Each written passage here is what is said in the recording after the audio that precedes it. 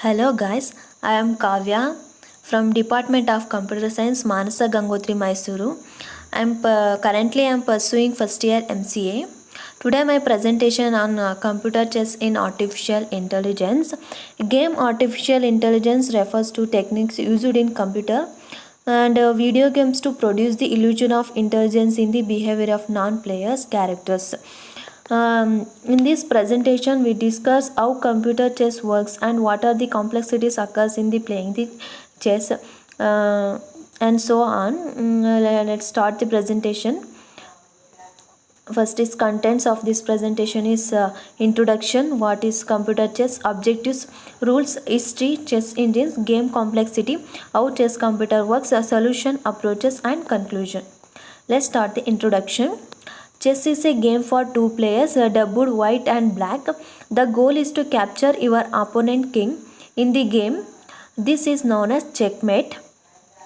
Chess is played on a board with 64 squares. Each player begins with 16 pieces lined up in two rows. The first row is occupied by pieces is called pawns. The next row contains a king, a queen, two rocks, two bishops, and two knights. Chess is defined as a game of perfect information because both players are aware of the entire state of the game board at the all times. Just by looking at the board, you can see which pieces are alive and where they are located. Actually, chess is a fabulous game. It's played by millions of people in the worldwide. Chess is believed to be derived from the Indian game that is called Cheduranga. Okay, next move on to the what is computer chess. We define computer chess as the use of hardware and software designed to create an autonomous means without human head, that is chess player. Objectives of chess game. The ultimate goal in chess to trap the leader of opposing army, the king, that is called checkmate, and result in a win for a checkmating side. The objectives in chess is to checkmate your opponent king, and there are four potential ways the game can end. First, you can checkmate your opponent. Second, you and your opponent can reach soulmate or draw. In timed games, each player has a specific amount of time to make their moves. Either player may resign at any time and their opponent wins the game. Next, move on to the chessboard setup. Before starting the game, we have to set up the chessboard. In this picture shows the how to set up the chessboard. That is, each consists of 16 pieces. One is king, one queen, two rocks, two bishops, two knights, and 8 pawns. The game is played on a square board of 8 rows and 8 columns. Next, move on to the rules. If you take any game in the world, that games having some own rules as the same as chess also have some own rules. That is, each of the 16 different kinds of pieces moves differently. Pieces cannot move through other pieces except knight. Knight can through the jump over the other pieces and can never move onto a square with one of their own pieces. However, they can be moved to take the place of an opponent piece which is then captured. Pieces are generally moved into positions where they can capture other pieces by landing on their squares and then replacing them, defend their own pieces in case of capture, or control important squares in the game. Next is how to move the king in chess. The king is the most important piece. The king can only move one square in any direction, up, down, to the sides and diagonally. The king can capture any enemy piece or pawn that is undefended and must always stay at least one square away from opposing king. The king may never move himself into check where he could be captured. When the king is attacked by another piece, this is called check. Next is how to move the queen in chess. The queen is the most powerful piece. She can move in any one straight direction, forward, backward, sideways, or diagonally, as far as possible, as long as she not move through any of her own pieces. And like with all pieces, if the queen captures an opponent piece, her move is over. Notice how the white queen captured the black queen, and then black king is forced to move. Next is how to move the rock in chess. The rock may move as far as it wants, but only forward, backward, and to the sides. Rock moves in straight line, never on diagonals. The rocks are particularly powerful pieces when they are protecting each other and working together. Next is how to move the bishop in chess. The bishop may move as far as it went, but only diagonally. Each bishop starts on one color, light or dark, and must always stay on that color. Bishops works well together because they cover up each other's weaknesses. Next is how to move the knights in chess. Knights move in a very different way from the other pieces, going two squares in one direction and then one move at the 90-degree angle, just like shape of an L shape. Knight are also only piece that can move over other pieces. Next is how to move pawn in chess. Pawns are unusual because they move and capture in different ways. They move forward but capture diagonally. Pawns can only move forward one square at a time, except for their very fast move where they can move forward two square. Pawns can only capture one square diagonally in front of them. They can never move or capture backwards. If there is another piece directly in front of pawn, it cannot move fast or capture that piece. Next is special rules of chess. How to promote pawn in chess.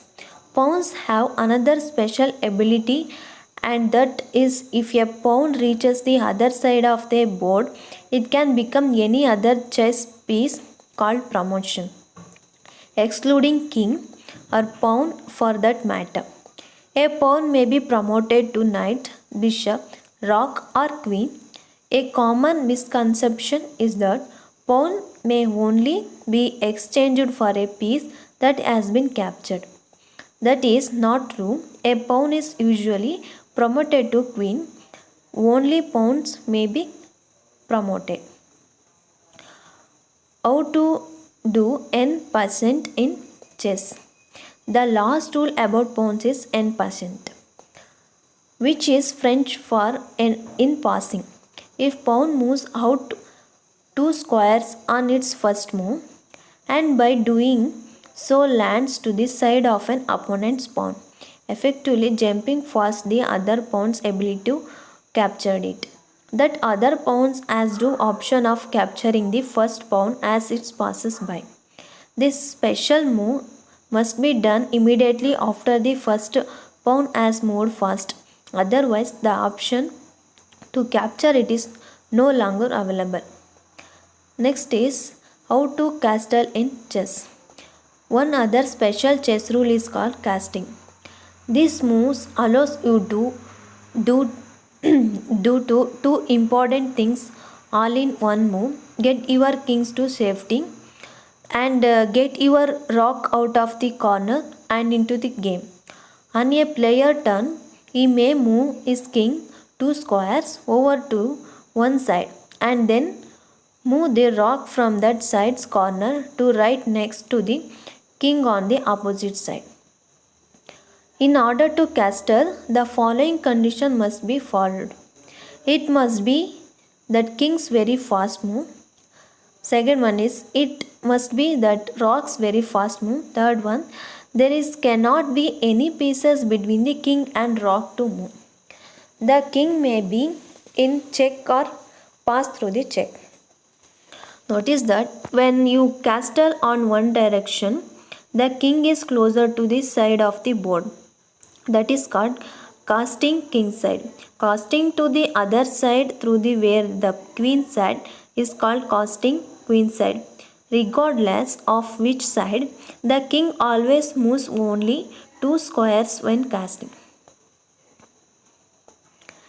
Next is history of AI and chess. Now let's see the history of artificial intelligence in chess. In 1951, Alan Turing was the first to publish a program developed on paper that was capable of playing a full game of chess. Constituent developments were continued to be made in the upcoming years. Uh, New chess games and chess engines were developed during this time period. Next is in the 1980s, a strong claim was made by the then world champion Gary Kasparov that AI chess engines could never reach a point where they could defeat top level grandmasters. His statement would remain true for a few years, where he successfully defended his throne in 1996 against IBM Deep Blue in a match over 6 games with 4 is to 2. Chess engines have come a long way from the era of the 1950s to the current generation of chess games. Next, move on to the modern evolution of chess engines. It is complex to discuss what each engine uses for its functionality and working. We know that few engines popular. Let's see that the artificial intelligence algorithms developed for human play utilize many different kinds of principles. Few popular engines are there, that is Alpha Zero and Leela Chess Zero. Alpha Zero makes use of neural networks, deep learning, and a neural net like automation. Leela Chess Zero utilizes an open source implementation of Alpha Zero, which learns chess through the self play games and deep reinforcement learning. The help of chess engines and neural networks and deep learning based chess games networks taking over the chess world by the storm in a hung sign of the potential of greater and enormous possibility. Next is game complexity. Turn 1 white has choice of any one of move, that is have 20 possibilities move to being the game, 16 pose moves plus 4 knight moves. Black has same number of options. Black has to same number of options, that is 20 possible moves have the black opponent. 20 into 20 equal to 400 possible states. In turn 2, 8902 possible state. In turn 3, 4, 5, 6 as possible states or increases. These are the game complexity. When playing a game complexity is increases. Now let's see the how chess computers works. Chess is a two-player strategy board game played on a board with 64 squares arranged in a 8x8 square grid, played by millions people in the worldwide. The chess pieces are then arranged the same way each time. The second row is filled with pawns. The rook go in the corner, then the knights next to them, followed by the bishops, and finally the queen, who is always goes on her own matching color: white queen on white, black queen on black, and the king on the remaining square. Step 1 is constructing a tree. Now you got a chessboard setup with each players having 16 pieces, and it's the computer turn to play with white pieces. Now the computer can make one of 20 possible moves, 2 each of 8 pawns plus 2 each of the 2 knights, and in response to any other of those moves, the opponent can make 20 possible moves. So 2 moves into the game, we have 20 into 20 equal to 400 possible scenarios. We have to learn about the concept behind the computer chess game and its basic algorithm, but computer does not know anything about the rules and regulations of this game. So computer have no brain. Chess is just like a requires intelligence and thought process. So how can the computer possible to do it? uh, do it to a computer that is played chess in not thinking, instead it's calculating set of formulas that is makes to take a good move. Now computer has around 20 or so ways to respond to each of those 400 scenarios, and so this tree keeps growing. In this theory, the perfect computers would be able to get the very bottom of this tree and look at all possible configurations of the board, approximately 10 power 120. Then it be see which are the paths down its tree that leads to its victory and choose accordingly. This is the tree decision tree. First one is 20 possible moves with white, and 20 second one is 20 possible block moves for one of white possible moves. Third one is 20 or so possible white moves for one black moves possible moves. Next is step 2, evaluating the outcomes. But there is a problem. 10 power 120 is very huge number. Contrast the total estimated atoms in the universe, 10 power 75. Actually 10 power 75 is less than 10 power 120, and you get an idea to how is large. We had be sitting around waiting for a damn thing to make it smooth till the universe ended. So what real computers do is build up this tree to the best of their hardware capabilities, 5, 10 or 20 or whatever moves it is the future. Once they have this limited tree, they evaluate each positions using evaluation function.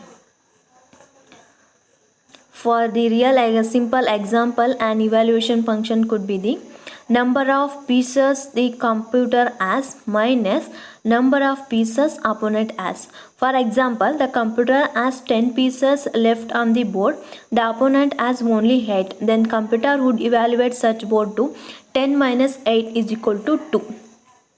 Of course, that is not very good evaluation function, but you can get an idea. This can be made more and more complicated, taking into account the value of individual pieces, board position, control of center, vulnerability of the king of check, vulnerability of the opponent queen, and the tones of other parameters.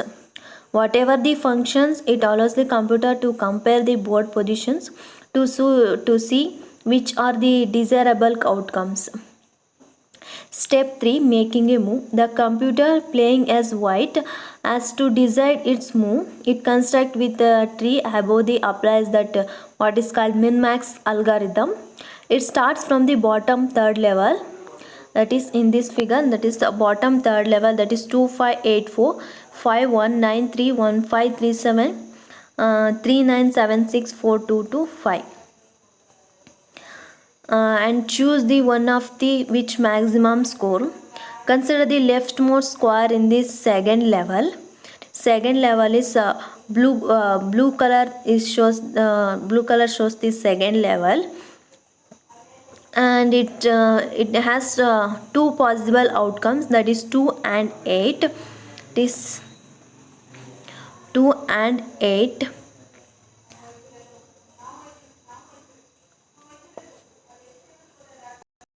Since it will be computer turn at this stage, it choose the best outcome, that is one of its maximum score, which is 8, and so it assigns 8 to that node. Similarly for all nodes in the second level. This is the decision tree structure. Next is, now for the second level, the outcomes is decided by the opponent. Since at that time it will be black turn, the computer assumes that black will make the move which is the best for black and so far worst for white. Hence it choose these setups with the minimum score. For example, for the center node on the first level, center node of the first level, there are three possibilities: 9, 5 and 9, that is 9, 5, 9. And the computer assumes black will take one of that, leaves the computer weakest, and that is 5. So the first level nodes are all given values. This 5.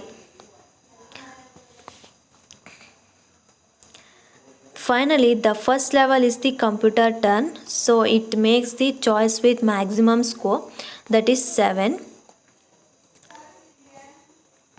This is the maximum score, 754. The maximum score is 7. Thus, the computer climbs the tree, alternatively choosing minimum and maximum score. Thus, the name is min-max, and makes the choice that leaves it best of the end.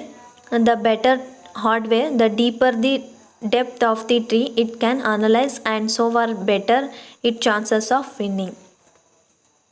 This approach is called the min-max algorithm because it alternates between the maximums and minimums at its moves of their tree by applying a technique is called alpha-beta pruning.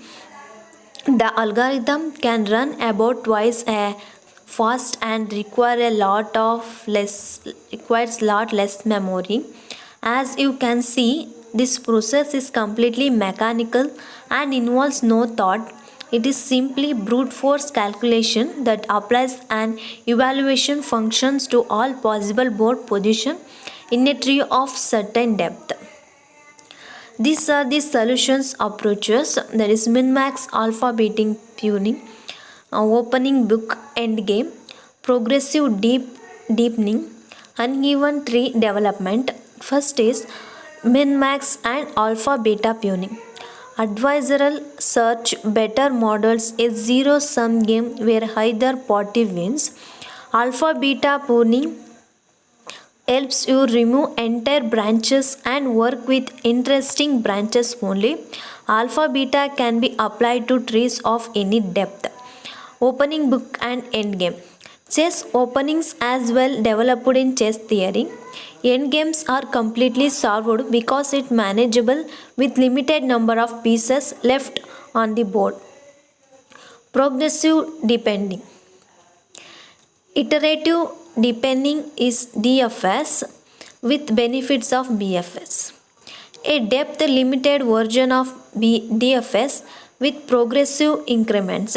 It is a time management strategy in DFS, proves to be beneficial with move ordering techniques. Next is uneven tree development. Some situations at the bottom of the tree may be dynamic. You may capture a queen. You may want to double check by developing the tree. Next is what can chess do for me?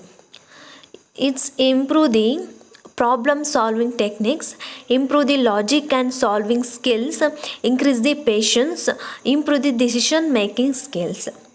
Next is conclusion. AI has increased understanding of the nature of intelligence and provided an impressive array of applications in the wide range of areas. It is sharpened understanding of human reasoning and the nature of intelligence in general. At the same time, it is related to complexity of modeling, human reasoning, proving new areas and rich challenges for the futures. Thank you.